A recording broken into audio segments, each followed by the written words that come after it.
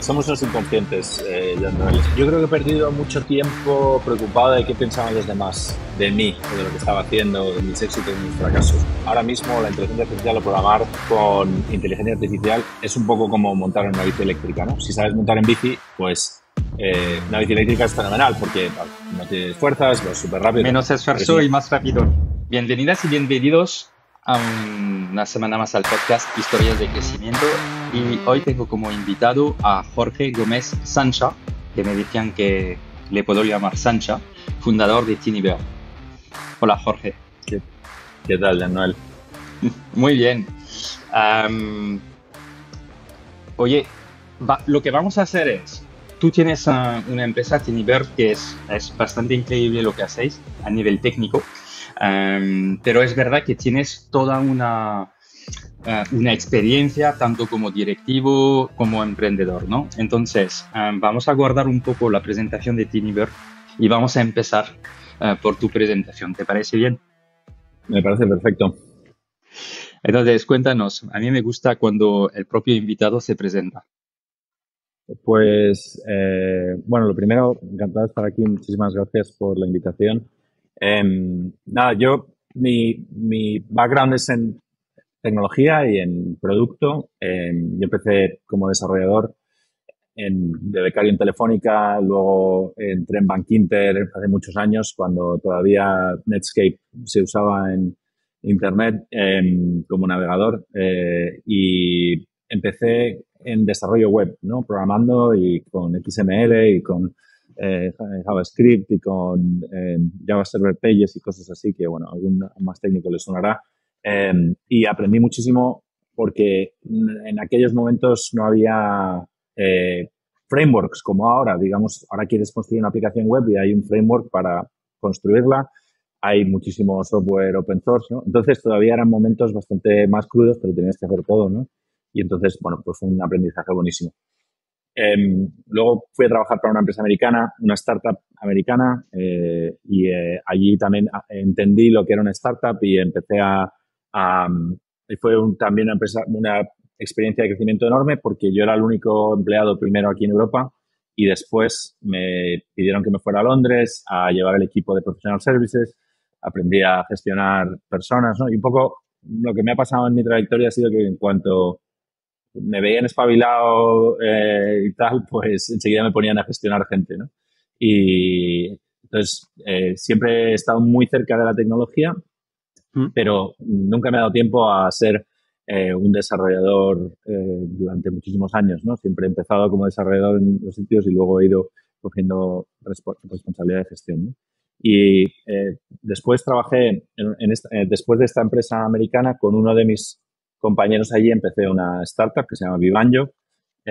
Vivanjo sigue funcionando, pero ha pasado por varias fases. Vivanjo era para hacer software de vídeo, para gestionar servicios de vídeo bajo demanda, ¿no? Si tienes un Netflix, pues por detrás hay muchas cosas que hacer, de gestionar derechos, planificaciones, de todo. Bueno, pues hacíamos todo eso y vendimos la empresa a los 3 años porque teníamos clientes ya como estudios de Hollywood y como empresas de televisión, a pesar de que éramos 7, 8 fulanos, como dice mi compañero Santana. Y a partir de ahí me quedé como CEO de esa empresa. También aprendí mucho de gestionar una empresa y a partir de estuve allí 6 años en total y después, bueno, hice una serie de cosas, consultoría. Bueno, estaba un poco dando vueltas y tenía en mente empezar otra startup, pero no tenía muy claro qué hacer y salió la oportunidad de trabajar en Carto con gente como Sergio Álvarez Leiva, como Santana, Javier Santana, que ahora son mis socios en Tinyver y yo entré a ayudarles en entré como VP de ingeniería para ayudarles a gestionar, digamos, los procesos y a la gente, ¿no? Ujú. Santana era un CTO brillante y Sergio era una persona de producto brillante, pero según iba creciendo la empresa, se iban encontrando que se pasaban la del día gestionando a la gente en vez de haciendo tecnología o haciendo producto, ¿no? Entonces, bueno, pues yo entré con ese propósito, ¿no? Y al tiempo Sergio, Santana y otros fueron saliendo y yo me quedé, digamos, tanto como producto como con tecnología, ¿no? Una especie de Ujú. Chief Product Technology Officer o algo así, ¿no? Y a partir de ahí estuve, bueno, 3 años en total en Carto y mis socios ahora en TinyBird, que nos conocimos todos somos 5, Javier Santana, Sergio Álvarez, Raúl Ochoa y Javier Álvarez Medina, nos conocimos allí en Carto. Ellos habían ido saliendo antes, ¿no? Poco a poco. Y cuando yo salí ya con idea de montar algo, empecé a hablar con ellos porque ellos ya estaban en proceso de montar algo y nos juntamos todos.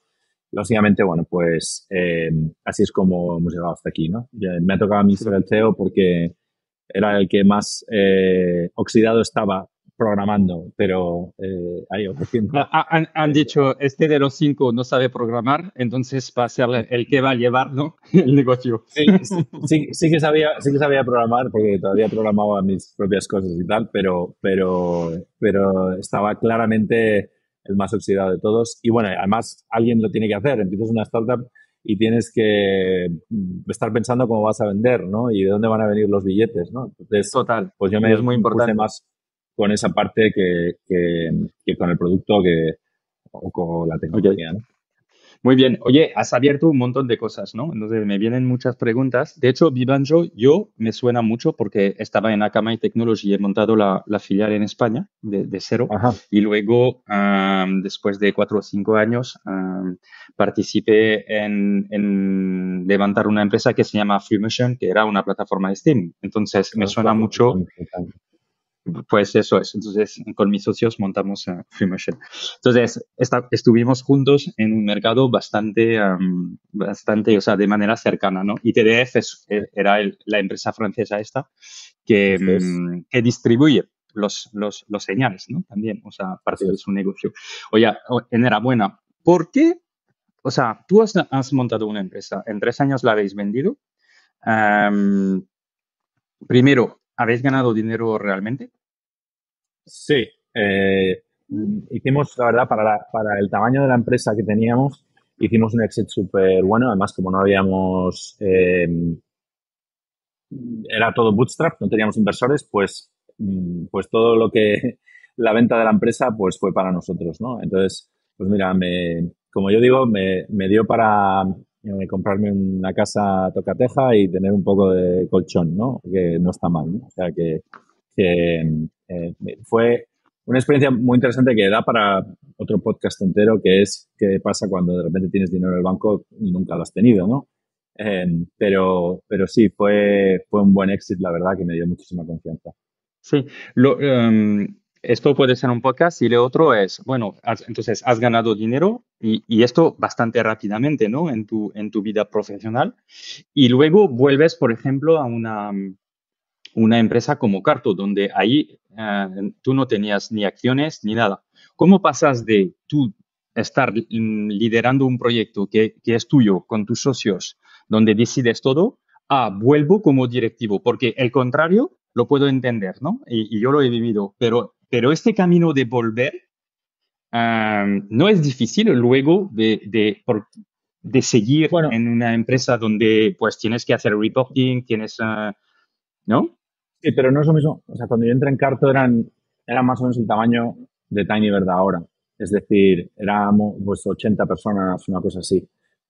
O no, sí, por ahí andaría, ¿no? Entonces, no era, claro, no es lo mismo que si entras en el Banco de Santander, ¿no? Es decir, pues entras en un sitio que está todavía en muy rápido movimiento, con gente con mucha hambre, mucha gente joven. Es decir, yo entraba en un puesto de responsabilidad, pero no es lo mismo y los problemas son muy similares, ¿no? Entonces, eh, me acostumbré bastante rápido, ¿no? Es verdad que, o sea, en aquel momento, yo cuando vendí la empresa, estuve 3 años más dirigiéndola, y en el momento en el que salí, quise tomarme un tiempo para ver un poco qué hacer y tal.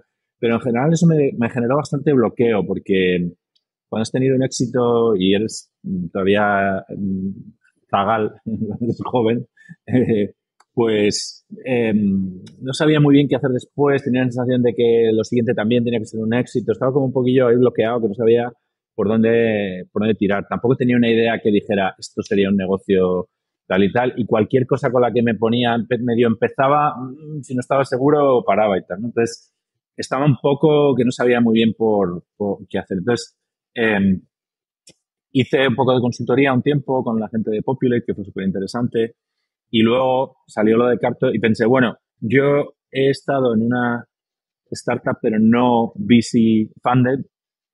Carto seguramente en ese momento era la mejor startup de España y una de las mejores de Europa, seguramente. Es decir, que no, si querías aprender, pues solamente no había un sitio mejor que Carto, ¿no? Y entonces, pues me pareció un buen sitio donde pasar, pues eso, unos años y entender cómo funcionan esas empresas y tal.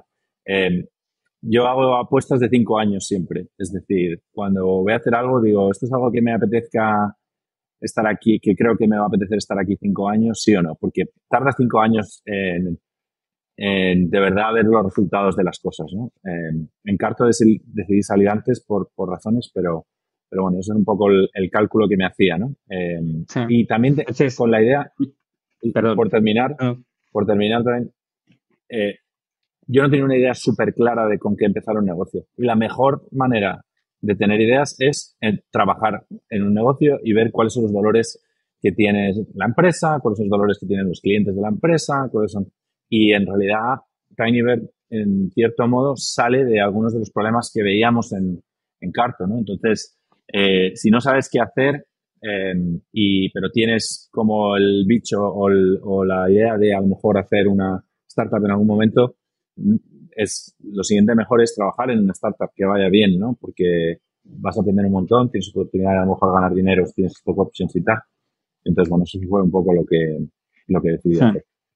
Vale. Entonces decías también, es una empresa que ha sido financiada, ¿no?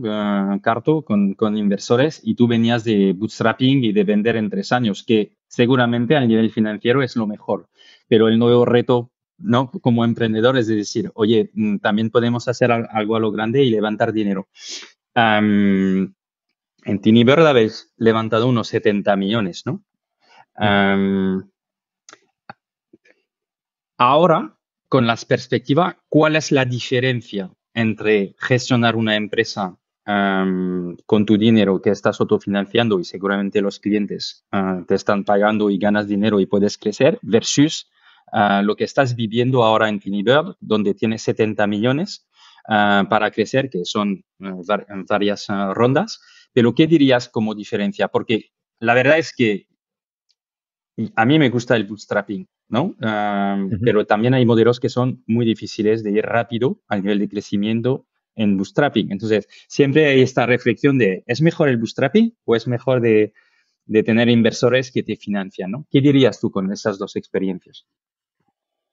O sea, yo creo que si lo que tú quieres hacer es un negocio que funcione, creo que no deberías pensar si hago bootstrapping o levanto capital. Deberías pensar qué necesita el negocio que estoy montando. Es decir, a mí, por ejemplo, yo soy de la idea que hay que empezar siempre con bootstrapping en cuanto a que lo primero que quieres hacer es validar que la idea que tienes tiene algún interés.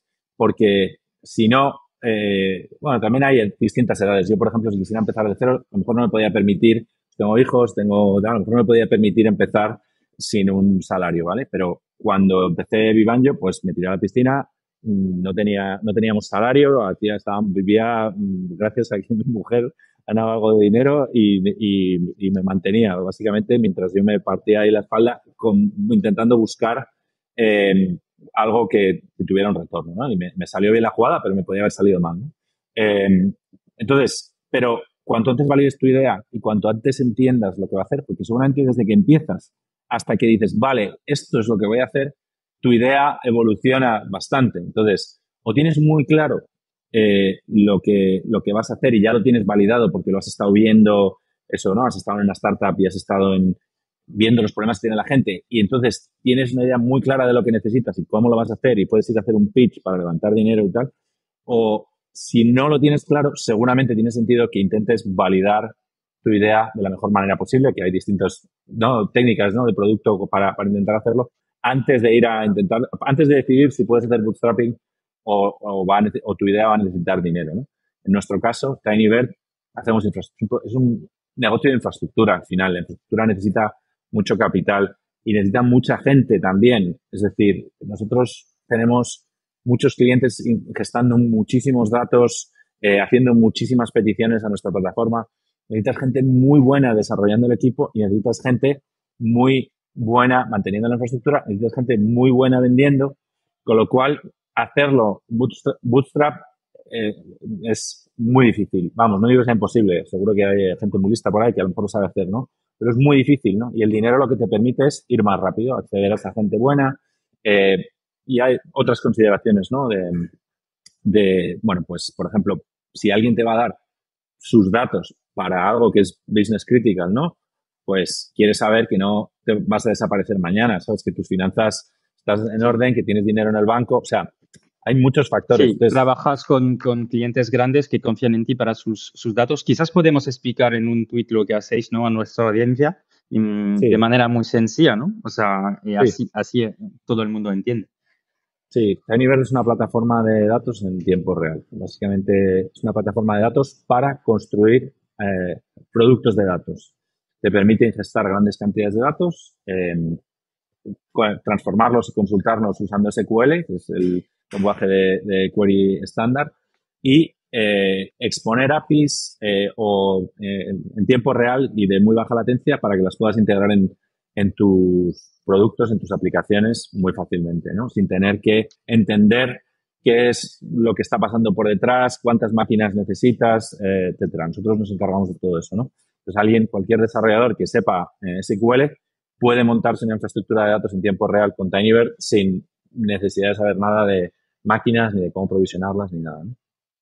Entonces, cierta manera, es un negocio SaaS, ¿no? Os pagan Sí, mensualmente para la tecnología, lo que eso es. significa que claramente tus ingresos comparando con los costes de hacer crecer tu empresa en general pueden ser, pues necesitas financiar tu crecimiento, ¿no? Claro, eso es. Yo te voy a ser sincero, a veces yo estoy en el mercado, en el ecosistema, he trabajado en una empresa del Nasdaq, o sea, voy entendiendo, ¿no? Pero creo que hay mucha gente que debe pensar, oye, pero 70 millones, ¿pero qué hacen con 70 millones, ¿no? Mm, ¿Por qué necesitan tanto dinero? mm. Pues, buena pregunta. A ver, al final tienes que pensar que los negocios de infraestructura llevan bastante tiempo. Es decir, tienes que hacer mucha inversión y y hay un lag, digamos, con la inversión que haces y lo que tardas en encontrar, ¿no? Una velocidad de escape que la gente invierta y tal, ¿no? No siempre, pero la mayoría de las veces con negocios de infraestructura tienes que hacer bastante inversión. Entonces, eh, ¿qué pasa? Que es muy fácil meterte en una cantidad de burn, ¿no? Desde que cuánto estás quemando todos los meses, muy alto, porque si tú empiezas a contratar gente, no solo en España, pero también en Estados Unidos, que los salarios son muchísimo más altos, ¿no? O en Inglaterra, ¿no? Y además empiezas a tener que montar infraestructura para mantener en distintas regiones, en distintos proveedores, los costes van creciendo, ¿no? Entonces, claro, nosotros ahora tenemos mucho dinero en el banco porque hemos levantado rondas, pero si según vas creciendo y quieres hacer apuestas aún más grandes, tienes que saber que vas a tener haces apuestas, cuando digo apuestas más grandes no son solo de dinero, sino de tiempo. Es decir, oye, nos metemos en esto que vamos a tardar un año en hacer y vamos a tardar por lo menos otros 6 meses más en que empiece a dar dinero o no. Porque, claro, si tienes el dinero justo para pagar tus costes más o menos al día, pues no te acabas de meter. Pero si tienes dinero, dices, vamos, ¿no? Entonces, los inversores también eh, compran eso con su dinero. Es decir, oye, ¿cuál es tu visión? ¿Qué queréis conseguir? ¿Cómo lo vais a conseguir? ¿Cómo vais a usar el dinero? Entonces, hay una gran parte que se va vamos a contratar el mejor equipo posible, ¿no? Sin volvernos locos, pues nosotros no somos de contratar muchísima gente, sino intentar contratar gente muy buena y ir creciendo de una forma bastante natural, ¿no? No tenemos un target de tenemos que ser 150 personas el año que viene, sino que es, oye, ¿qué necesitamos en los próximos 6 meses? ¿Qué pensamos que vamos a necesitar después? y vamos viendo cómo va funcionando y vamos adaptando un poco el plan, ¿no? Y entonces, sí, tenemos mucho dinero en el banco, pero es que estamos haciendo una apuesta muy a largo plazo, ¿no? Hmm. Entonces, bueno, pues necesitas, o sea, no es lo mismo hacer esa apuesta cuando sabes que tienes el runway para hacerlo y que te puedes meter con los dos pies, ¿no? Que decir, bueno, voy a intentar esto, voy a intentar lo otro y tal. Entonces, eh, nosotros, por ejemplo, de hecho, la serie B la levantamos un poco pronto. Nuestra idea era levantarla más tarde. Pero había cosas que estábamos retrasando. Estamos diciendo, esto lo haremos cuando levantemos la serie B, ¿no? Pues, por ejemplo, apuestas técnicas por un lado, apuestas de técnicas de bajo nivel, ¿no? Decir, oye, nos reimplementamos esto nosotros, nos metemos en esto o lo otro.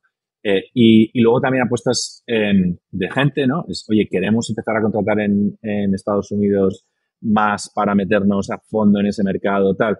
Claro, todo eso cuesta dinero, ¿no? Que es que aunque a corto lo puedas hacer, ¿no? Puedas, pero si lo haces y no, y tu burn de repente se multiplica por dos, pues aunque tuvieras 30 meses, ¿no? Pues se reduce muy rápido, ¿no? Entonces, depende un poco de las apuestas que quieras hacer, ¿no? El Hmm. dinero te da la confianza para hacerlo también. Sí. Y por lo visto los inversores creen en el proyecto y han comprado, ¿no? De cierta manera, vuestra visión. Entonces, lo que me interesaba también es decir, oye, ¿cómo se levanta tanto dinero? Primero, bueno, evidentemente vosotros tenéis un equipo que ya ha tenido un primer éxito y que ya ha trabajado en una empresa como Carto, que entiendo que esto ya da una cierta credibilidad, ¿no? Pero si alguien te diría, oye, ¿qué puedo aprender de ti? ¿Cómo lo hago yo? ¿Qué me puedes dar como playbook? ¿Qué ha sido importante para vosotros? ¿Qué ha funcionado? ¿Cómo lo habéis hecho? A ver, nosotros, depende de la fase de la empresa, ¿vale? Porque claro, parece que 30 millones, parece que un día nos dimos la vuelta y levantamos 30 millones, pero en realidad levantamos primero 1,5 millones o Ujú, aproximadamente, ¿no? Al año ujú. siguiente levantamos una serie A que lo hicimos como en dos fases, ¿no? O sea, y entonces, eh, lo primero que necesitas es un equipo que la gente se crea, ¿vale? Nosotros teníamos la ventaja de ser un equipo, digamos, repetidor, pues mucha gente de Carto, también yo había hecho otra empresa, habíamos demostrado que sabíamos hacer esto, con lo cual teníamos la credibilidad como para decir, oye, nosotros creemos que hay tal. Luego, hay muchas cosas que te dan confianza. Por ejemplo, cuando levantamos nuestra serie SID, ya teníamos un producto, ya teníamos gente utilizándolo. Eso da muchísima confianza. Porque estos tíos no solo han sabido construir un producto, además han sabido hacer que alguien les pague, que no es fácil. Es decir, ir a la gente a pedirles dinero, pues no es sencillo. Entonces, eso da mucha confianza, decir, vale, estos tíos van a saber vender además de construir, súper importante, ¿no? Y luego finalmente tienes que tener una visión súper clara y una tesis de mercado, ¿no? Es decir, ¿por qué este producto puede ganar, ¿no? Eh, entonces, con esas tres cosas ya tienes muchos. Tienes un pequeño producto que use alguien, ¿vale? Porque puedes tener el producto y que no lo use nadie, ¿vale? Pues si tienes un pequeño producto que use alguien, si tiene y que por el que pague, sobre todo, hombre, si es un business to consumer o es algo relativo a otros, yo siempre he hecho business to business, con lo cual no sé por otro lado, pero en business to business que haya clientes que te estén pagando, que lo estén usando para su trabajo, es una señal súper buena de que, oye, algo hay ahí, ¿no? Sobre todo si son unaffiliated customers, es decir, si tienes clientes, o sea, los inversores no son tontos y saben que al principio tú vas a vender a tus amigos, vas a vender a tu red, que es lo que hay que hacer. Entonces, eso ya tiene mucho valor, pero si además tienes algún unaffiliated customer, alguien que no fuera ni amigo ni nada, que os ha encontrado o que tú les has encontrado y les has vendido, entonces son buenísimas señales. Si además tienes el equipo para demostrar que vas a poder crecer y alrededor del cual vas a poder montar una empresa, súper importante. Y por último, si tienes una visión que, que puedas poner en la cabeza de un inversor y que el inversor pueda hacer sus propias investigaciones y validar esto tiene sentido o no tiene sentido. Esos son un poco los tres factores que necesitas en realidad en cualquier fase, ¿vale? Pero sobre todo al principio, ¿no? Y luego lo que te tienes que preguntar en cada fase es, ¿qué problemas estoy tratando de resolver con el dinero? ¿Qué riesgos estoy tratando de eliminar, ¿no? Cuando levantas una serie seed, pues los riesgos son, el riesgo más grande es que yo pueda vender esto de forma repetida, ¿no? Pues voy a utilizar este dinero para intentar resolver eso. Entonces, ¿cómo lo voy a usar? Entonces tienes que pensar, ¿cómo lo voy a usar? Bueno, pues yo qué sé, cuáles son pues voy a contratar a alguien de marketing para que se empiece a hacer contenido como loco, porque creo que el contenido va a ser el canal para nosotros, o voy a empezar a hacer meetups, o voy a empezar a hacer tal. Entonces, pensar cómo te vas a gastar el dinero en despejar esos riesgos, ¿vale? Y tener muy claros cuáles son en cada momento. Cuando vas pasando de fases, los riesgos van cambiando. Llega un momento que ya has demostrado que tienes un producto que la gente quiere y que puedes vender más o menos y que has podido vender, pero a lo mejor no tienes todavía la repetitividad, digamos, o la constancia, ¿no?, que necesita un producto que vaya a tener un crecimiento que esperan los inversores, ¿no? Es decir, cuando tú metes en capital riesgo, la expectativa no es que crezcas un 10% al año, la expectativa es que crezcas un 300%, ¿no? Pues 3 veces cada año y luego 2 veces según te vas haciendo más grande, ¿no? Entonces, ese es un poco el tipo de cosas que tú te tienes que ir preguntando. Y no solo que tú tienes que ir preguntando, sino que cuando haces un deck y cuando tal, tienes que decir, esto es a por lo que vamos. ¿Cuál es el siguiente paso? Esto, ¿en qué no vamos a gastar el dinero? En esto y en esto, ¿no? Entonces, bueno, un poco la idea. Y el deck es importante porque ahí también hay como personas que te dicen, bueno, con 10 slides y ya un negocio que está funcionando, pues me concentro en hablar del negocio y de los datos que tengo. No se necesitan tanto un deck, solo al principio para empezar, y hay otras personas que trabajan mucho el deck. ¿Cuál es tu escuela? Yo creo que el deck es como la moneda de cambio a la que están acostumbradas los inversores. Hay que pensar que toda interacción con los inversores les estás mandando un mensaje, ¿vale? Entonces, si pues los inversores saben que hay información en Internet, toda la que tú quieras sobre cómo hacer un buen deck y tal. Si tú mandas un deck que es una mierda, o sea, o que no cumple con lo mínimo que tal, pues ya les estás mandando un mensaje de, bueno, estos tíos no se han molestado en tal. Entonces, si tú eres capaz de hacer un buen deck, que es la moneda de cambio de los inversores, lo que ellos están esperando, eso tiene un valor claro, porque, oye, si sabes jugar a eso, fenomenal. Y es verdad que lo de las 10 slides viene un poco de, sí, esto tiene que ser sencillo de entender, porque las cosas que son difíciles de entender generalmente son difíciles de vender, generalmente son, ¿no? Entonces, el ser capaz de destilar cuál es tu mensaje, cuál es tu posicionamiento, quiénes van a ser tus clientes, cómo vas a vender, de dónde van a venir la pasta, en 10 slides es un arte, ¿no? No es sencillo. Entonces, creo que eso tiene valor hacerlo, aunque no lo mandes a un inversor, porque te va a servir para entender tu negocio mucho mejor, ¿vale? Dicho esto, nosotros, por ejemplo, la serie B no la levantamos con un deck, la levantamos con un Investors Memo, ¿vale? Básicamente. Hicimos un documento súper bien maquetado y súper bonito de nuestra visión y nuestra comprensión del mercado, hacia dónde van las cosas y por qué nosotros queríamos levantar una serie B y por qué ahora y para qué. Y entonces lo hicimos con un Investors Memo y luego hablando, porque en realidad lo que es súper importante también, o sea, el deck es como lo mínimo, pero cuando hemos usado un deck, luego nunca lo usábamos para presentar.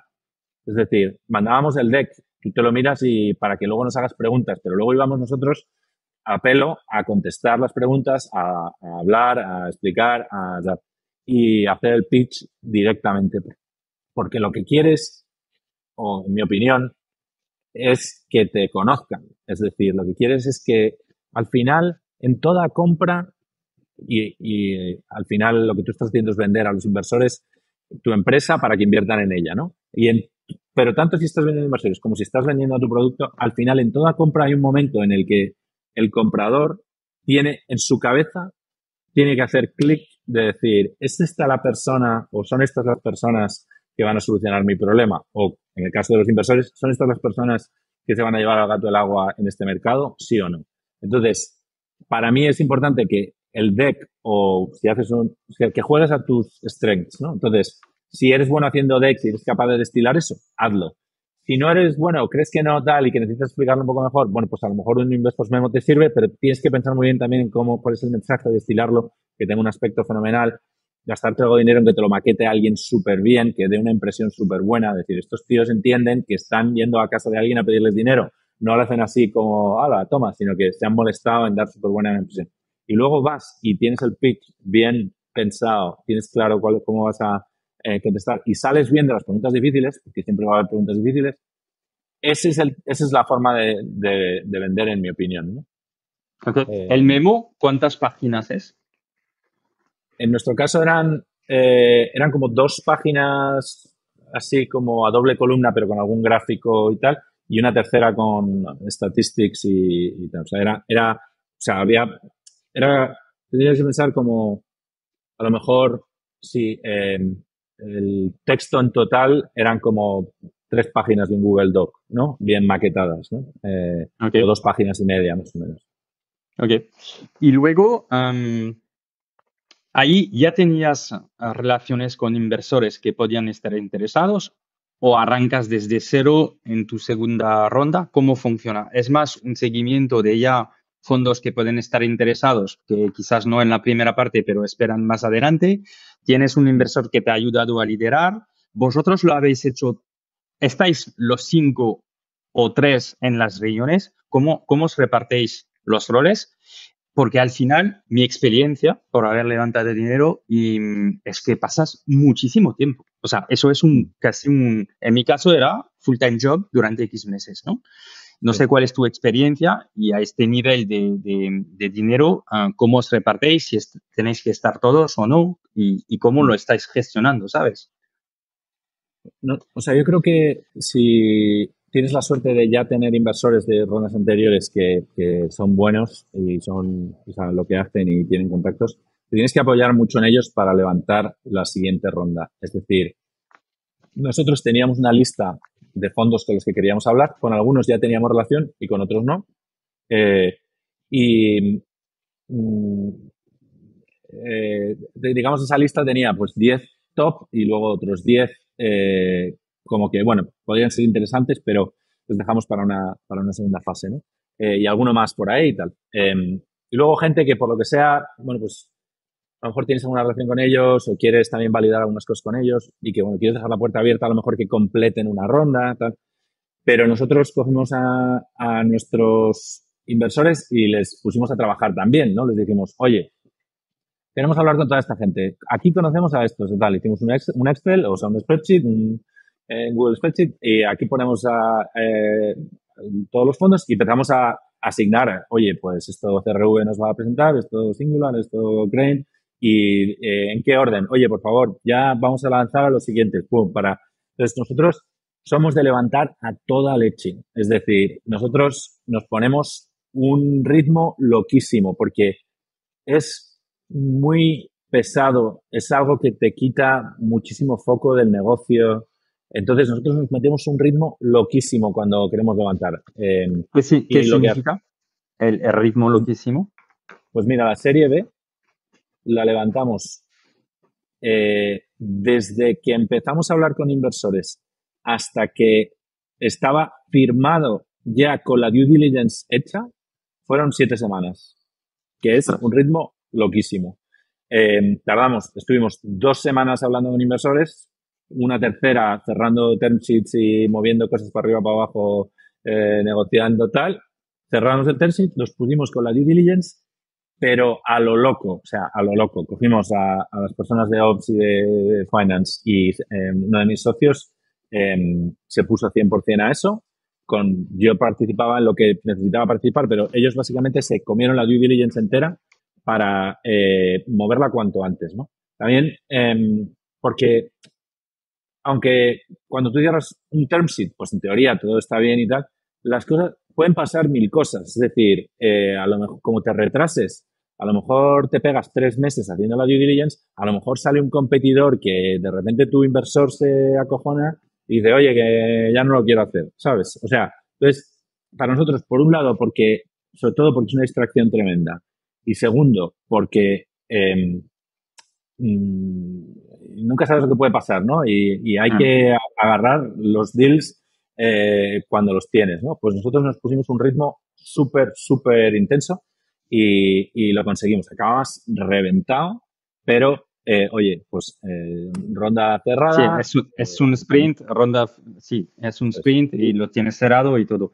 Y a de las hecho, lo que, reuniones, sí, sí, eso te iba a contestar. Normalmente vamos, lo que es el pitch, vamos 2 personas nada más, que generalmente son mi socio Sergio y yo, que hemos llevado un poco la relación con los inversores desde el principio, tenemos, bueno, más experiencia haciéndolo, digamos, y estamos muy cómodos haciéndolo, ¿no? Entonces, eso es un poco lo que hemos aplicado desde el principio. Todas las rondas las hemos hecho así. Y luego, claro, los inversores quieren conocer a todos los fundadores, ¿no? Entonces, vamos montando reuniones aparte para que se vayan conociendo y luego siempre sale, pues, una llamada técnica. Oye, pues siempre, pues, Walderton tiene un fulano técnico increíble, pues ese tío quiere hablar ¿no? con el CTO y quiere hablar con quien sea de tecnología y de seguridad y de el mercado y de tal. Entonces, o sea, no es una parte, todo lo que es vender y hablar de go-to-market, eso éramos, y de producto y de estrategia y todo eso, y visión, tal, todo eso lo hacíamos Sergio y yo, y luego la parte, el resto, pues, y en el toque, ¿no? entendido. Porque además, ha llegado un momento como que ya nos fiamos muchísimo los unos de los otros y nos conocemos súper bien y sabemos cómo trabajamos. Al principio como que siempre había mosqueos de que, pues a lo mejor los que no iban a las reuniones, pues si no les informábamos de, oye, hemos hablado con este fondo y tal, joder, tío, es que nosotros también nos queremos enterar y tal. Es lógico porque estás empezando y quieres saber qué está pasando y tal, ¿no? Pero con el tiempo hemos aprendido que en realidad da igual, no necesitas estar en todas las conversaciones, no necesitas saber cada conversación que te han preguntado. Si hay algo muy interesante, se lo vamos a contar. Si no, pues directamente es que no nos da tiempo y vamos a lo siguiente, ¿no? Y es mucho más valioso avanzar y luego llegar con una propuesta al resto de los fundadores. Es decir, oye, tenemos estos 2 term sheets, vamos a verlos juntos, tal. Mira, esto es lo que nos ofrecen, esto es lo que hay que cambiar, esto es lo que hay que dar, esto es lo que queremos negociar. A nosotros nos gusta más este o nos gusta este otro. Tal. Eso sí que tiene sentido hacerlo juntos, ¿no? Pero no ir a todas las reuniones ni a todo, porque es que es una distracción enorme. Y en realidad lo que tú quieres es que mientras estás levantando pasta, quieres que el negocio vaya como un tiro. Quieres que estés cerrando deals, que estés haciendo todo tipo de cosas, porque se lo vas contando a los inversores según va pasando. Claro, ¿Sabes? Mira, ellos, acabamos de ellos te cerrar lo con van no a sé qué. preguntar, ¿no? Porque ellos quieren Claro. seguir chequeando, imagino, que todo O sea, va bien en el el momento de miedo entrar. más, el miedo más grande que yo pasé en la serie B es que cuando estábamos hablando con Balderton al principio, eh, quisieron hacer una revisión del pipeline, ¿no? Entonces yo les enseñé el pipeline súper convencido, explicándoles, pues mira, esta oportunidad es esta, tal, tal, con detalles. Pues tenían ellos, les compartimos un spreadsheet. Y cuando ya estábamos en la due diligence, nos dijeron, oye, vamos a ver el pipeline otra vez. Porque se nos habían caído 2 expansiones con las que contábamos y no sé qué, y había otra cosa que se había retrasado al siguiente quarter y había no sé qué y no sé qué. Y de repente nos pilló ahí en un momento de decir, ostras, a ver si se van a asustar, ¿no? Entonces, bueno, no pasó nada porque todo era perfectamente explicable y dentro de lo normal, ¿no? Pero te puede pasar que estás levantando un deal y si no, si como no estás mirando al negocio, pues las cosas empiezan a ir mal o lo que sea, o tienes algún problema. Entonces, es muy importante dividir y vencer. Alguien tiene que estar pendiente del negocio y tiene que estar empujando como siempre. Y alguien tiene que estar pensando en levantar la ronda porque es un trabajo full time durante eso. Las semanas que estás ahí es prácticamente un trabajo full time, ¿no? Entonces, la parte del pitch, yo estuve prácticamente a eso con Sergio, luego Sergio se puso con la gente de finanzas a hacer la due diligence y todo eso, y yo entraba a completar lo que hiciera falta, pero ya podía estar en el negocio otra vez, ¿no? Entonces, bueno, eso es un poco la, la, la cosa. O sea, un aprendizaje súper importante en general, no solo levantando dinero, pero en general, y esto lo aprendí no sé cómo se llama, pero un emprendedor mexicano muy listo, decía, mira, el peligro de las startups es cuando empiezas un equipo de fundadores y tal, o un equipo pequeño, eh, es que empiezas jugando como juegan los niños al fútbol, que es todos los niños van detrás de la pelota, ¿no? La pelota va por ahí, todos los niños van detrás de la pelota, ¿no? Entonces, no, al fútbol no se juega así. El fútbol, cada uno está en su posición y cuando llega la pelota, haces lo que tienes que hacer y tienes que defender y tienes que atacar, tienes que estar donde tienes que estar, ¿no? Entonces, cuanto antes entiendas en una startup que hay que dividirse los papeles y que cada uno tiene sus responsabilidades y que tienes que ser accountable, ¿no? Responsable, digamos, por tus responsabilidades y hacer que eso funcione antes funcionan mejor las cosas, ¿no? Entonces, es lógico que al principio todos quieren aprender y es importante que todo el equipo aprenda porque lo más bonito de las startups es todo lo que aprendes, ¿no? Entonces, es importante que todos estén incluidos en el proceso de alguna forma, pero hay que dividir y vencer desde el punto de vista de empujar y que el negocio siga funcionando y al mismo tiempo que cierres la ronda lo más rápido posible, ¿no? Eso gracias por explicarlo en detalle y es verdad que es interesante. A veces no se puede porque no tienes suficientemente capacidades de acelerarlo, pero cuanto más rápido, mejor efectivamente como lo cuentas, ¿no? Oye, parece que todo esto es muy fácil, ¿no? Sancha, No. Tú has montado una empresa, la has vendido, luego te has ido a otra empresa súper potente, has conocido gente potente, habéis salido, habéis montado ahora. O sea, parece que ¿no? Somos unos inconscientes. Sí, pero esto aparte, parece que todo va bien, ¿no? Entonces, cuéntanos la realidad, cuéntanos de verdad lo que está pasando. No sé, durante la ronda no hubo algo que decías a un momento dado, ostras, no sé si lo vamos a conseguir, no sé si no puede pasar tal cosa, o en general en tus negocios, ¿no? Porque eso es muy duro lo que estamos haciendo. O sea, montar proyectos desde cero es muy difícil, ¿no? Evidentemente, como somos emprendedores, somos positivos, contamos las cosas que nos recordamos que van bien, pero seguramente te pasan cosas muy difíciles. O sea, a mí, bueno, yo llevo haciendo esto ya mucho tiempo, no me refiero a tenido, sino en general, pues alrededor de montar, bien montando Vivanjo, luego ayudando con Carto, tal, o sea que es un poco a lo que estoy acostumbrado y tal, pero sigue siendo muy duro porque, primero, para mí lo más duro es la responsabilidad, es decir, el peso de la empresa los llevan los fundadores. No lo lleva ninguno de la gente que contrates. Es decir, gente que contrates podrá estar más involucrado o menos, pero ninguno lleva el peso de la empresa.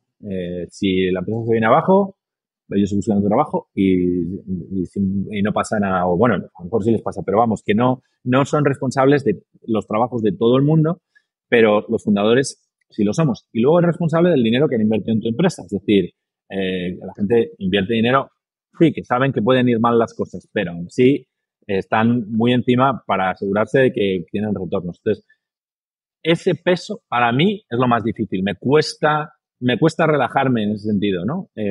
Y eso también es bueno desde el punto de vista de que obliga a estar encima y a empujar y a cuando lo estás pasando mal o tienes menos fuerzas o tienes tal, pues a decir, mira, no me puedo parar, tengo que seguir, tengo que buscar lo siguiente y tal. Hay una parte de los fundadores que es muy dura porque piensa además que los fundadores tienen son capaces de mover montañas dentro de la empresa, es decir, ese es el superpoder de un fundador, aunque no seas el CEO, aunque seas un individual contributor, como fundador tienes muchísima fuerza dentro de la empresa, ¿vale? Eres una entidad un poco distinta, ¿no? Entonces, eso está muy bien. Pero ¿qué pasa? Que todos los fundadores tienen la carga o la desgracia, digamos, de que solo pueden trabajar en las cosas que no están funcionando. Tú no trabajas en las cosas que están funcionando, porque no hace falta. Lo que hace falta es que trabajes en las cosas que no están funcionando. Entonces, eso es duro, porque a todos nos gusta más unas cosas que otras, ¿no? A todos nos gusta más. A mí me encantaría, y he hecho muchísimo de menos, estar todo el día pensando en el producto y trabajando en el producto y pensando en cuál es la siguiente feature y cómo la vamos a resolver y mirando cosas y hablando con ingenieros y tal. Eso es lo que me gusta hacer, ¿no? Pero eso no es lo que hago. Lo hago de vez en cuando porque hay algunas features o algunas cosas en las que tiene sentido que yo forme parte de la discusión o cuando veo que algo a lo mejor está yendo en una dirección en la que creo que es equivocada, pues me intento meter en la discusión, pero además lo tienes que hacer con cuidado para que nadie se cabree, tal. O sea que no es fácil, ¿no? Pero donde tienes que entrar como un burro en una cacharrería es en las cosas que no están funcionando. Que además son cosas que generalmente tú no eres experto. Es decir, yo no soy experto en marketing o experto en ventas. He aprendido muchísimo en el proceso, pero yo no vengo de ese mundo, ¿no? Pero cuando algo no está funcionando, da igual que yo lo entienda o no lo entienda, me tengo que meter y asegurarme que funciona y enterarme bien de por qué y enterarme de cómo lo hacen en otras empresas y ver a ver. Entonces, todo eso es un coñazo. Es muy duro, ¿sabes? Que muchas veces ¿no? Ves que tal. Luego tienes la parte contraria, que es una vez que dices, vale, pues creo que es total y pones a alguien y de repente a lo mejor contratas a alguien que viene con el hambre y la tal y el know-how y tal. De repente ves que eso coge una velocidad y dices, venga, hasta luego. A ver, ¿qué es lo siguiente? Entonces, es para mí, montar una startup tiene momentos preciosos, preciosos, pues cuando consigues, por ejemplo, sacas una feature que tiene una aceptación increíble y ves que todos tus clientes la usan. Pues eso es, o sea, no hay mejor sensación en el mundo, ¿no? O cierras deals y ganas a tus competidores y no sé qué. Pues eso son cosas que te hacen sentir súper bien, pero dura muy poco, porque en el momento que ese deal está cerrado, tienes que estar pensando en lo siguiente, ¿no? Entonces, eso para mí es algo muy desgastante de ser fundador de una startup, que es no te puedes relajar en ningún momento, ¿no? Ahí yo soy Y una persona agobiada. emocionalmente, Sancha, ¿cómo lo gestionas tú? Porque, Mal, fatal. y cuáles son las cosas que intentas poner en marcha para poder gestionarlo bien, ¿sabes? O para que no te Sí, afecte también, porque esto también puede tener un impacto en, no sé, en tu vamos, salud, en tu manera de pensar, en tu totalmente. motivación, ¿sabes? Totalmente, totalmente. O sea, es una parte, por ejemplo, mm, bueno, por contestar a tu pregunta directamente, para mí hay ciertas cosas que cuando las hago me funcionan muy bien, que son muy básicas. Hacer deporte es una, porque te da un nivel de energía muy superior no sé si son las endorfinas, pero estás de más optimista automáticamente. Entonces te enfrentas a los problemas de otra manera, ¿no? Entonces, simplemente hacer deporte, cuando lo hago, me cambia la vida y lo intento hacer de manera regular. Nunca consigo hacer tanto como me gustaría, ¿no? Eh, Luego hay otras cosas que a mí me ayudan mucho. Dormir bien, es decir, cuando he intentado eso, no, voy a intentar tal, voy a despertarme pronto todos los días, no sé qué tal, eh, no es sostenible. Yo ya tengo mis años también, es que a lo mejor cuando tuviera 25 años, pues a lo mejor sí que era sostenible, pero ahora ya necesito dormir porque si no, no me da la vida. Y si no duermes, tampoco haces deporte, entonces es como que empiezas a hacer una espiral negativa, ¿no? Y luego hay otras cosas que hago menos regularmente, que es, por ejemplo, meditar también me ayuda, aunque sea 5 minutos, no soy súper experto ni nada, pero pararme 5 minutos a no pensar en nada también como que me hace recordar, ostras, tengo control sobre mis pensamientos, ¿no? No soy ese pensamiento automático que está en mi cabeza machacándome de qué es lo siguiente, o este problema, o esta cosa, o esto tal, ¿no? Sino que soy capaz de parar y tal. Entonces eso me ayuda también. Y escribir es otra cosa que también me ayuda mucho. Es decir, cuando hay algo que que no sé la solución o que le estoy dando vueltas y no sé cómo salir o que me siento mal o que me está afectando a mi estado de ánimo o que estoy triste o que tal, y escribir como es lo que me está pasando y lo que estoy pensando y explicarlo por escrito me ayuda a entenderlo y dominarlo y decir, vale, pues Sí. ya sé lo que voy a hacer, ¿no? Sí, es como una Porque, terapia, ¿no? Lo de escribir es poner sí, en un, sí, ¿sabes? En un papel o en tu ordenador lo que te está pasando, poder analizarlo, poder entender el por qué, ¿no? Sí. poder exprimirlo, ¿no? Sí, es como hacer un tuning de un coche, ¿no? Es como cambiarle el aceite al coche, escribir. Es como que hay algo que no está funcionando, no sabes muy bien qué es, está en tu cabeza dando vueltas, te sientes mal por ello, pero no tal. Te paras, lo escribes, lo explicas, lo da, y de repente, ¡pum! Es como te has quitado ese peso de encima, te ayuda a entenderlo mejor y a gestionarlo mejor, ¿no? Esas son un poco las cosas básicas. Luego, he tenido coaches a veces, pero con poco éxito, la verdad. Yo creo que es porque no he dado con la persona adecuada, porque conozco mucha gente que ha tenido mucho éxito con coaches y tal. Ujú. Hay gente que hace terapia, que también, sí, o sea, yo creo que es llevar una empresa y tal es un camino bastante solitario porque te decía antes, al final tienes la responsabilidad de la empresa en tus hombros, ¿no? Aunque la sea compartida con 2 o 3 fondos o lo que sea, pero al final es- cargas con un peso importante. Entonces, si estás pasándolo mal, hablar con alguien siempre es tener, ¿no?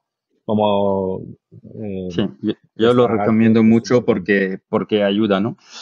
Oye, esta presión, porque está muy guay, ¿no? De tener dinero en la cuenta, pero 70 millones, esto genera detrás unas consecuencias importantes. Lo primero es, en general, los fondos quieren recuperar su dinero, excepto si habéis negociado muy bien, pero cuando se vende los primeros 70 millones para hacerlo de manera básica, ¿vale? Se van a ir a los Ujú, inversores que han puesto el dinero y luego ujú, el beneficio, ¿no? Será también para los fundadores, por ejemplo, o el equipo. Esto significa que tienes que llegar a un nivel de valoración, de facturación, de valoración importantísimo, ¿no? Para recuperar. O sea, sí. quiero decir, la parte financiera está muy guay de tener mucho dinero, pero te pone una presión tremenda en desarrollar el valor de la empresa para que haya Mm, un retorno importante, ¿no? mm. Sí, nosotros aquí estamos jugando fuerte. O sea, nosotros pensamos que hay una oportunidad enorme, un mercado enorme y en el que poder hacer un negocio muy grande, ¿no? O sea, cuando dices Pero muy grande puede valer billones. podría valerlo, sí. O sea, quiero decir, nosotros no eh, estamos aquí para que lo valga, ¿vale? Otra Eso cosa es es, no que digo, lo no digo consigamos o no. ahora, evidentemente, pero la visión es esta, ¿no? Claro, es hacer un negocio y un producto que lleve a muchísima gente y a muchísimas empresas y que genere un valor tremendo y, bueno, pues y eso lo acompañe, digamos, los revenues y tal, ¿no? Entonces, bueno, no es imposible, pero no es fácil. Vamos, te lo aseguro, hay Claro. una competición tremenda.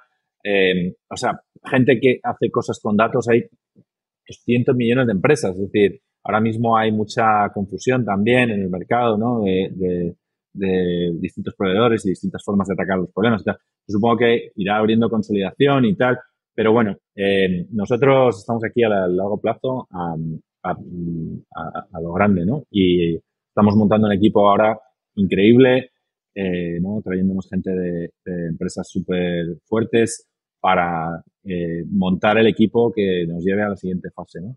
Hmm. Oye, el desarrollo de la inteligencia artificial donde se necesitan muchos datos puede ayudar a crecer vuestro negocio. Imagino que, bueno, hay, la inteligencia artificial no es nueva. Lo que pasa es que el uso de la inteligencia y la democratización es más reciente, ¿no? Y vemos aceleración en el desarrollo de, vamos a decir, del acceso a la tecnología. ¿Tú crees que esto puede ayudar vuestro mercado Muchísimo, o no tiene un muchísimo. impacto directo? Sí, sí. Sí. Vamos, hay muchos casos de uso ahí para los que puedes utilizar Tiny Verde. Ya tenemos clientes haciéndolo, por ejemplo, para hacer pues cosas como Predictive Analytics, ¿no? Pues en Travel Tech, ¿no? Pues cuando vas hay productos que te permiten, por ejemplo, que te hacen una oferta concreta en un momento dado que tiene una posibilidad muy alta de que conviertas, ¿no? De que la compres. Pues está basado en un modelo, está basado en datos en tiempo real y entonces tecnología como TinyBear te permite o sea, apoyarte en tecnología como TinyBear para construir ese tipo de cosas que tienes que capturar muchísimos datos en tiempo real y ser capaz de servir una respuesta también con muy baja latencia en el momento en el que el usuario, ¿no? O sea, yo siempre digo que la analítica de datos se ha utilizado tradicionalmente para entender el pasado e informar el futuro, ¿no? Es decir, bueno, pues con lo que he aprendido voy a hacer cambios en la empresa para que el futuro sea de esta manera, ¿no? Pero con la analítica en tiempo real puedes afectar el presente. Es decir, con los datos que estás captando, puedes tomar decisiones en tiempo real que afecten la experiencia de usuario, ¿no? Pues que te hagan una recomendación que te encaje perfectamente o que no te enseñen los datos en tiempo real y te permita ver oportunidades, problemas antes que los demás, etcétera, ¿no? Ok. Y entonces, Sí. sí, vamos, y la inteligencia artificial es que ahora hablamos mucho de LLMs, ¿no? Pero hay un montón de otros casos de uso, ¿no? Que también, con los que también trabajamos, ¿no? Genial. Te voy a hacer algunas preguntas. Intentamos, ¿vale? De responder rápidamente. ¿Es mejor de hacer un MVP muy rápido o de cuidar mucho el producto al principio?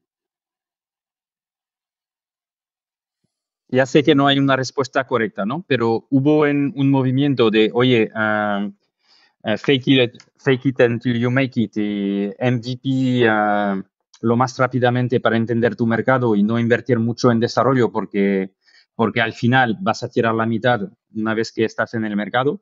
Y por otra parte, cada vez más hay también empresas que lo consiguen porque desde el principio han trabajado muchísimo el producto, ¿no? Entonces, tú eres alguien que viene de producto también. ¿Qué dirías?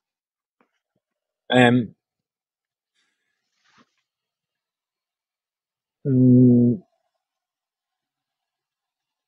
Es difícil la respuesta. Es decir, depende un poco también del producto. Yo creo que no necesitas mucho para empezar a tener sensaciones, ¿no? No necesitas. Nosotros todavía lo hacemos un montón. Sacamos features que no están perfectamente terminadas, que son un poco MVP, porque queremos validar si hay interés o no y cómo de lejos los llevamos, ¿no? Entonces, a veces sacamos features que están que solo las puedes utilizar desde el CLI, pero que no están en la interfaz, por ejemplo, ¿no? O porque nos permite hacerlo mucho más rápido y empezar o bien desbloquear a un tema y ver a ver si eso tiene interés y encaje y luego ya darle más cariño. Pero eso también nos ha generado problemas porque a veces también te dejas muchas cosas a medias, ¿no? Que no acabas de terminar y no le saques al máximo partido, ¿no? Entonces, no, sinceramente, tengo un poco el corazón dividido en ese sentido. Creo que merece la pena hacer menos cosas bien hechas, que muestren un camino súper claro y que resuelven un problema concreto muy, muy bien, sobre todo al principio, que intentar hacer muchas cosas mal hechas, ¿no? O medio hechas, ¿no? Entonces, en general, eso encaja con lo que pienso. Ahora, luego, pues ya te digo, no es lo mismo a lo mejor en ese primer producto inicial, que cuando estás evolucionando una plataforma en la que tiene muchas aristas y tiene muchos, digamos, que se utiliza para muy distintas cosas y que cuando quieres validar algo, hacer un MVP a veces significa hacer algo muy, muy limitado o hacer varias cosas que no están muy bien terminadas, pero que te permite ver por dónde van los tiros, ¿no? Entonces, bueno, no sé, no te da una respuesta ahí muy, muy buena, pero porque la verdad es que TinyBird tiene una superficie muy grande, ¿no? Es una plataforma en la que puedes ver muchas cosas, entonces es difícil, no siempre es posible sacar las cosas perfectamente terminadas con los recursos que tenemos y tal, ¿no? Entonces, bueno, vamos decidiendo según el tema, ¿no? Hay cosas que tenemos súper claras y las sacamos perfectas y ya listas para General Availability, y hay cosas que sacamos en beta porque queremos que la gente empiece a utilizar y que queremos entender también cómo se escalan, ¿no? Qué tipo de problemas nos pueden generar, ¿no? Entonces, cuando no vemos claro que la inversión completa tenga sentido, empezamos bastante más a medias, ¿no? Pero cuando ya sabemos, oye, claramente esto va por aquí, pues vamos a terminarlo bien, vamos a sacarlo para General Availability, que esté perfecto, ¿no? Y que dé súper buena impresión, ¿no? Ok, ok. Am, los adolescentes, los jóvenes, ¿tienen que aprender programación o ya no se va a necesitar a programar? Mm, Yo creo que sí.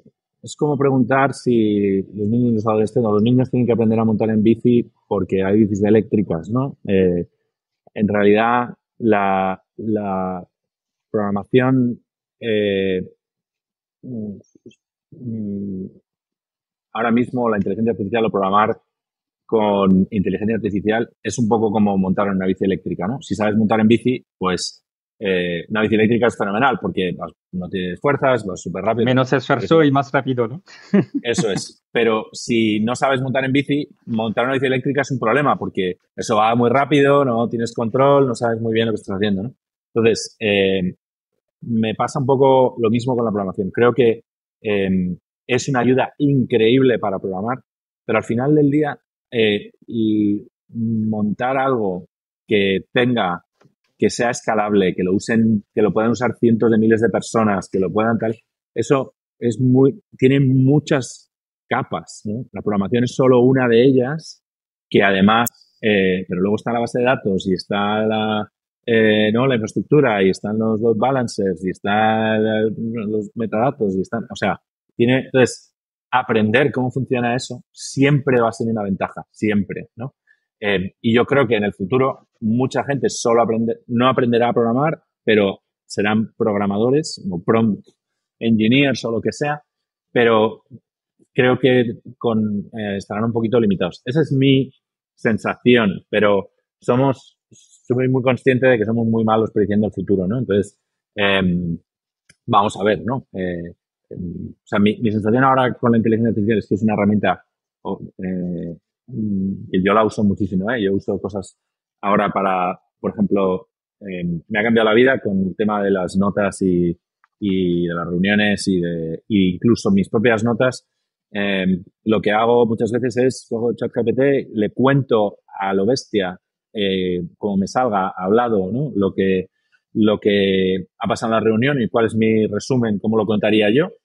Y luego le digo, sobre este resumen que te he hecho, escríbeme unas notas y tal. Entonces, ese tipo de cosas me han cambiado la vida, ¿no? Y luego, por ejemplo, me ha permitido volver a programar, porque ahora lo que me pasaba es que cuando me ponía a programar, joder, a lo mejor tengo 2 horas, ¿no? Te tengo que montar el entorno, no sé qué, tal. Es que entre que te enteras de cómo va esto, si tengo las librerías, no sé qué. Con ChatGPT ahora llego y digo, mira, quiero hacer esto y esto y esto. Le subo un diagrama, me hace el HTML y el CSS, ¿no? Le digo, qué frameworks me recomiendas para tal? ¿Cómo se instala? ¿Cómo se instala? Entonces, vas a toda velocidad, ¿no? No tienes que parar a tal. Pero todo lo que veo tiene sentido porque sé programar. Es decir, porque tengo el background para tal. Entonces, no estoy yendo a ciegas que tal, sino que vas muchísimo más rápido, pero sabes exactamente hacia dónde vas y aprendes muchísimo más rápido también, ¿no? Sí. Entonces, yo creo que antes de o sea, seguro que llegará un momento en el que podrá programarse aplicaciones enteras, completas y tal, pero no me queda claro que esa sea la forma de programar en el futuro. No sé cómo lo ves tú. Yo creo que cuando lo estoy viendo con mi hijo, ¿no? Por ejemplo, que al final es adolescente y aprende de ciberseguridad, le gusta esta parte, aprende de Linux y creo que todo esto de aprender de programar y todo es un plus. Es decir, creo que si sabes hacerlo, aunque en el futuro pues habrá cada vez, también hay un montón de herramientas no code, ¿no? Entonces, realmente creo que aunque no tengas un súper conocimiento, puedes hacer muchísimas cosas de forma autónoma, pero no vas a entender realmente cómo están funcionando esta herramienta y seguramente tienes una limitación de utilización a un momento dado, ¿no? Y en cuanto quieres hacer algo un poco personalizado, un poco a medida, estás bloqueado porque la plataforma low code te va a decir, eso es lo que sé hacer y haz esto conmigo, ¿no? Entonces, yo, si pudiera volver al pasado, una de las cosas que haría es justamente aprender a programar, ¿no? Porque me he orientado muy de business desde el principio. Entiendo la tecnología porque he trabajado en el mundo tecnológico, pero creo que me falta algo. Entonces, a mis hijos les incentivo o les digo que está guay cuando lo hacen, ¿sabes? Porque creo que es un plus, no te puede restar, solo puede sumar.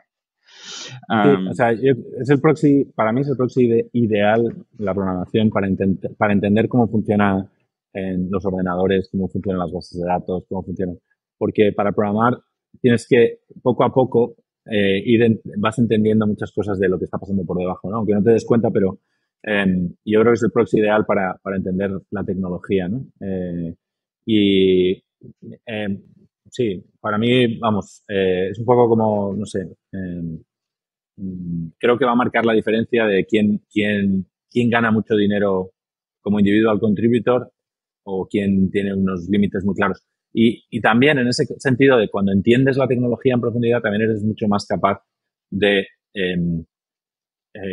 encontrar nuevas cosas que mejorar, nuevas ideas de negocio, etcétera, ¿no? O sea que eso es un poco mi visión del tema, sí. Si pudieras volver al Sancha de 18 años, ¿qué le dirías? Mm. Eh, eh, Invierte en criptomonedas y salte justo en la fecha en la que se... No, pero... Pero ¿sabes lo que pasa con los primeros que han invertido? Se han perdido el password, no saben, o sea, pasan cosas también. No, pero, o sea, seguramente a nivel personal, yo creo que he perdido mucho tiempo preocupado de qué pensaban los demás de mí, o de lo que estaba haciendo, o de mis éxitos o mis fracasos, ¿no?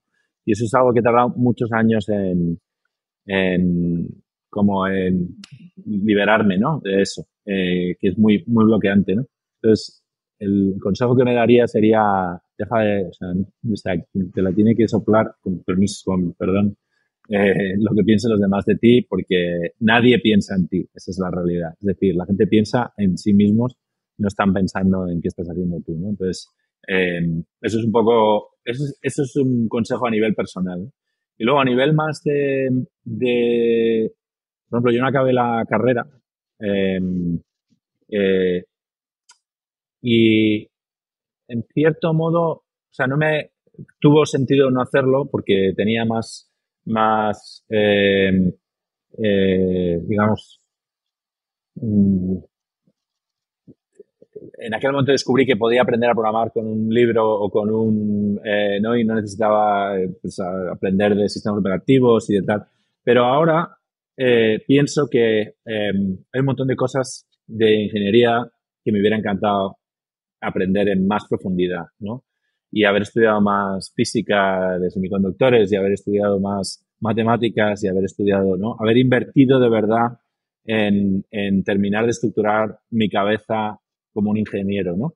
En vez de tirar por la calle en medio y ir un poco a lo que me permitía ir a lo siguiente, que me ha venido muy bien a nivel de, digamos, de ir a hacer startups y de entender cómo salir adelante, pero ahora mismo que estamos en un mundo de bases de datos y de tal, pues pienso, joder, que bien me hubiera venido cuando tenía tiempo haber profundizado más en estas cosas, ¿no? O sea, que me hubiera dado más permiso también o sea, dedicarle tiempo a meterme más en profundidad en temas eh, más académicos, Ujú. porque luego tienes poco tiempo, ¿no? Y poca energía y es difícil hacer ese esfuerzo, ¿no? Sí. De hecho, veía en tu LinkedIn, pones que estabais siete hijos, ¿no? Y que tú eres el Sí, último, ¿es esto? sí, sí, soy el séptimo. Sí, la verdad es que ha sido siempre una Porque, familia bastante entretenida. sí. Y lo pones en tu LinkedIn porque tú piensas que esto ha tenido un impacto en tu manera de ser y en tu carrera. A ver, mi familia ha sido absolutamente vital en mi mm, forma de ser, en mis ambiciones, en todo, ¿no? Había muchísima competitividad en mi casa, éramos 6 chicos y una chica. Eh, eh, hemos sido siempre una piña, nos hemos ayudado mucho, hemos estado muy pendientes los unos de los otros, ¿no? De ayudarnos y de tal. Entonces, y luego también, yo siempre digo que a mí me educó la inercia, ¿no? Cuando en una familia de 7 hijos, pues el séptimo, pues tus padres ya no están pendientes de ti, asumen que te vas a buscar la vida, que vamos, porque ya ni tienen energías ni nada, ¿no? Entonces, y tienen mucho callo y ya te miran así de reojo y si ven que más o menos vas bien, pues te dejan hacer, ¿no? Entonces, yo creo que eso ha sido bastante determinante de cómo soy ahora, ¿no? Entonces, bueno, no sé. La verdad es que no me acordaba que lo tenía puesto en LinkedIn, pero sí, me imagino que una parte es un poco describir cómo soy y tal, y otra parte también es orgullo de ser parte de una familia alucinante, ¿no? Muy bien. Oye, última pregunta que me gusta hacer a las emprendedoras y Por cierto, emprendedores. ¿Sí? mis socios siempre se ríen de mí porque todos mis hermanos son súper listos, súper exitosos y siempre mis socios se ríen de mí y dicen que les ha tocado el peor Sancha de todos. Bueno, el peor de la familia debe ser todavía muy bueno, o sea que no me preocupo mucho. Sí. ¿Qué es el éxito para ti? Buena pregunta. Para mí, o sea, el éxito eh, a nivel financiero, para mí, siempre lo describo como poder, si puedo elegir, o sea, no tener por qué ir a IKEA a comprar muebles. Eso ya para mí es estar muy por encima de los demás. O sea, puedes ir a IKEA si quieres, pero que no sea la única opción ya es estar muy por encima de los demás, ¿no? Me refiero a que, pues normalmente cuando eres joven o no ganas mucho dinero, IKEA es un poco la única opción de amueblar tu casa de una manera así moderna y tal. Entonces, bueno, lo digo un poco de coña porque odio ir a IKEA, pero yo no Creo necesito que mucho. con lo que acabas de decir no vas a tener IKEA como cliente. Espero que no lo escuchen, espero que no lo escuchen. Pero IKEA me parece un negocio estupendo y fenomenal y son unos cracks, pero no disfruto de la experiencia de ir a IKEA yo personalmente. No va conmigo. Pero me refiero a esa idea de, bueno, tener opción de salirte de lo mínimo, ¿no? Bueno, pues a nivel financiero eso ya me parece un gran éxito. Yo no soy un tío de gustos muy estrafalarios, ¿no? Pero no me gusta estar pensando en el dinero tampoco. Es decir, si me quiero ir de viaje, pues me gusta ir a un sitio que esté bien, ¿no? Y si, entonces, o sea, fuera de eso, yo creo que no necesito mucho más. Pero a nivel personal, para mí es sentirme bien conmigo mismo, básicamente. Es sentir que estoy empleando mis esfuerzos en cosas que tienen sentido y que aportan bien. Sentir que estoy dedicando el tiempo a mi familia que se merecen, que no siempre lo consigo. Eh, y en general, sentir que en el juego de la vida, pues estás jugando un buen partido, básicamente. Si has conseguido pasar tiempo durante las 7 semanas que levantas el dinero con tu familia, eso sí que nos tienes que compartir tus secretos. Sí, complicado, la verdad. Complicado. Muy bien, pues oye Jorge, muchísimas gracias por tu tiempo. Ha sido un Encantadísimo. placer. Enhorabuena por lo que estáis construyendo, porque esto hay que desearlo también. Empresas potentes, ¿no? En España que trabajan en infraestructura, que tienen grandes clientes que les está usando, pues también es el desarrollo de un ecosistema y enhorabuena por lo que estáis haciendo, porque vais a toda velocidad. O sea que lo estáis haciendo súper bien. Toco madera y que cruce los dedos, que siga todo yendo fenomenal, que nos estamos. Eso es. Pues muchísimas gracias. Venga, un abrazo.